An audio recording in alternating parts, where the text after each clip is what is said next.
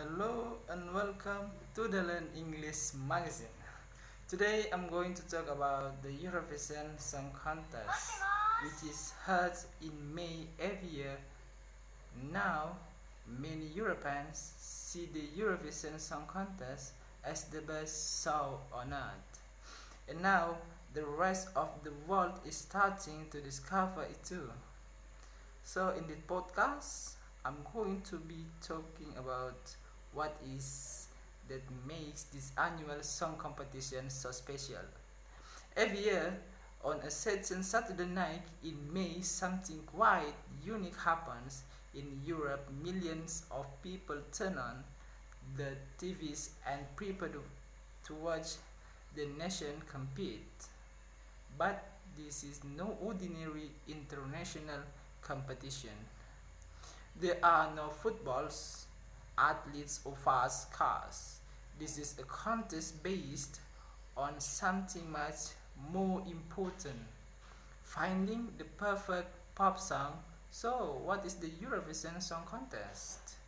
In short, the Eurovision is an enormous televised concert which is full of fireworks, wonderful dancing, lots of colors and shiny clothes, and pop song of course. Each participating country sends a singer or group to perform a song live at the Eurovision semi-final. From these performances, 26 are chosen for the Saturday night grand final. You think that the Eurovision Song Contest would just feature Europe countries, but it's actually much bigger than that. So, which countries participate? Most of the participating countries are within Europe or are nearby. For example, Israel or Azerbaijan. However, due to the popularity of the competition with the TV viewers in Australia, this country has also been included since 2015. The competition is friendly, but the results are still a serious business. So, how do they choose the winner? After the performances at the final, each country votes for the best song. TV viewers can vote using their mobile phones, but each country also has an official jury who decides 50% of the votes. Obviously, it's not permitted to vote for your own country. In the end, the song with the most votes wins. The winning country will then host the Eurovision the following year.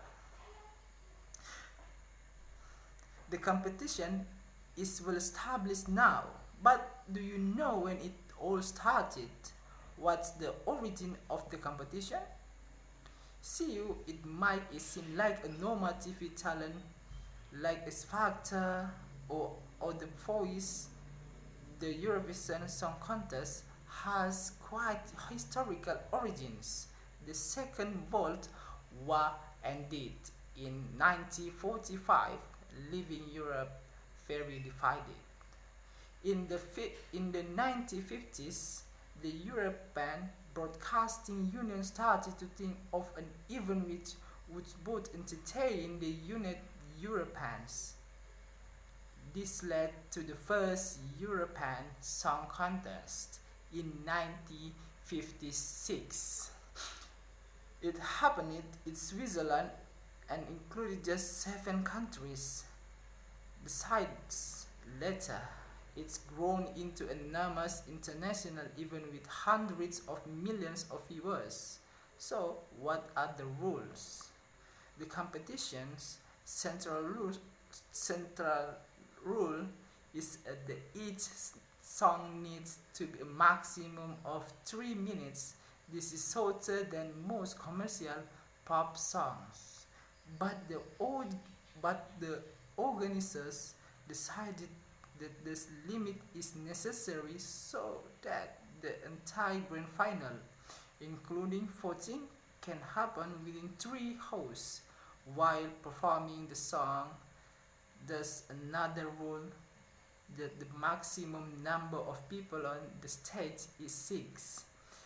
This includes the singers, musicians, and dancers. Songs can be in any language, even though most countries choose to sing in English. Eurovision is a big deal, but are there any Eurovision stars? The competition has certainly had some success stories.